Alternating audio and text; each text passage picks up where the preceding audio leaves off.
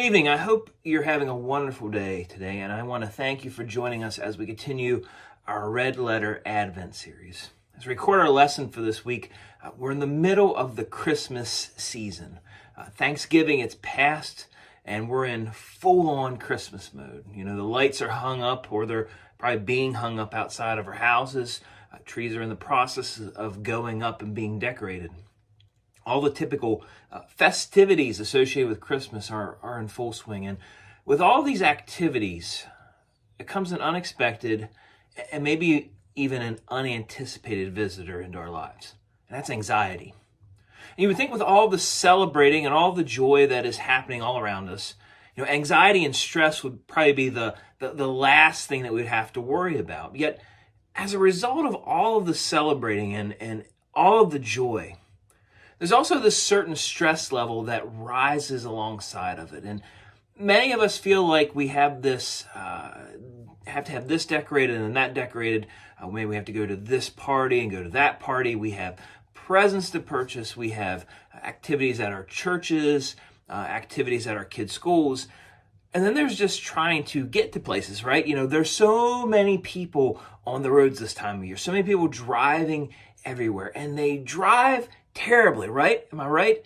You know, they're just plain bad drivers. So with all of this thing that's going on, what we end up with is an abundance of stress and anxiety at this time of the year. It's supposed to be, you know, the most wonderful time of the year, and instead it becomes the most stressful time of year.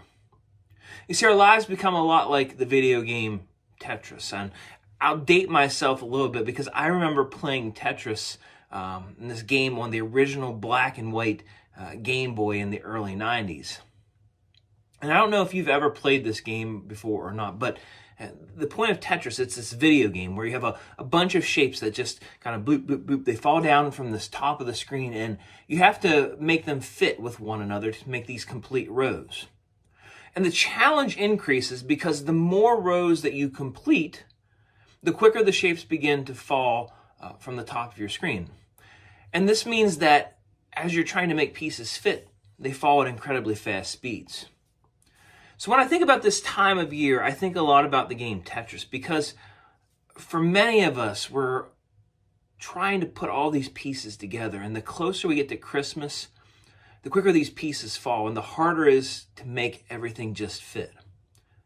And whenever we have trouble making all the pieces fit together in our lives, that is where we have anxiety. That is where we lack peace.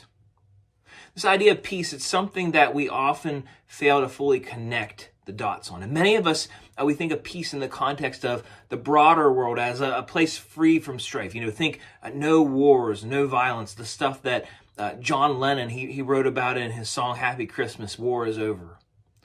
When we think about it in our own lives, we think about tranquility of some sort. And if you like the beach, maybe for you that's just sitting in the sand, relaxing and hearing the sound of the waves crashing against the shore. If you like the mountains, if you're more of an outdoorsy type person, and maybe it's sitting in a cabin, listening to nature. Whatever it is that you think about, there is this momentary serenity and tranquility to where you're at. But the biblical definition of peace is so much greater than a feeling, a location, or an external state of affairs. The Old Testament word translated to English as peace is the word shalom. The Greek word is eirene.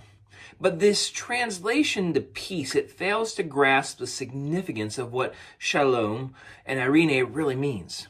You see, the biblical concept of peace, it has to do with a completeness. It has to do with a wholeness, something that brings one together completely. You know, people would not just ask how one was doing as at a greeting in the Old Testament, but rather they would ask something along the lines of, is it shalom with you? In other words, what they're asking is, are you complete? Are you whole? Are you lacking anything? You see, when we lack shalom in our lives, we're kind of like the game of Tetris. When you don't put all of the pieces together because you can't make it all fit, you end up with these holes. And thus this is what it's like when we lack shalom in our lives, because we're so anxiety-ridden that we can't make everything fit together. So what happens is when we're not whole, when we have these holes in our lives that we just can't fit, we lack the shalom. See, shalom is not something that we can accomplish on our own, but rather it's something that requires a relationship with God in order to fulfill it. The good news is that Jesus came to give us peace. The gospel account of Jesus' first advent in the book of Luke, it records the angels declaring that Jesus' arrival means the arrival of peace. The prophet Isaiah in the Old Testament, he declared that Jesus would be called the Prince of Peace. You see, Jesus' arrival meant that we could have peace. It's a peace that exists on several levels. The first is that we can have peace with God. In Romans 5, Paul talks about the fact that we were once at enmity with God, but through Christ we can have peace with God. When we come to Christ and we've called him the Lord of our lives, we have been justified before God, and therefore we're at peace with him. The second is that we can have peace in our own lives. We can be made whole through him. You see, when we look at salvation, sometimes we look at it only in a future sense. In a sense, it's this get out of hell free card, if you will. But salvation in Christ extends into this age as well. Salvation is a liberating experience. It's the things that we once did, the choices that we once were made. We can be free from. We can be free from the things that bound us up. We've been brought out of the bondage and set free from the things that held us back. Salvation is also a restorative experience. The things in our life that were broken, they can be mended. Things that have fallen apart can be made new. They can be put back together. And finally, salvation is a conjunctive experience. In other words, it's something that brings together everything in our lives, even when it seems like we should be falling completely apart. Salvation is a shalom experience. We can be made whole in Christ. The promise of peace, it doesn't mean that we will be free from stress in our lives, but rather that when we encounter stress, we can still be at peace because we realize that we never walk alone. We can have peace knowing that he who lives inside of us is greater than anything that we may face that surrounds us. Because Jesus came to earth, we can unwrap the gift of peace, the true shalom in our lives. So I hope that this holiday season, no matter how many things go on around you, that you will take a moment to pause and to reflect on the reason for this season. That if everything is turned upside down, you'll call out to Jesus for peace in your life.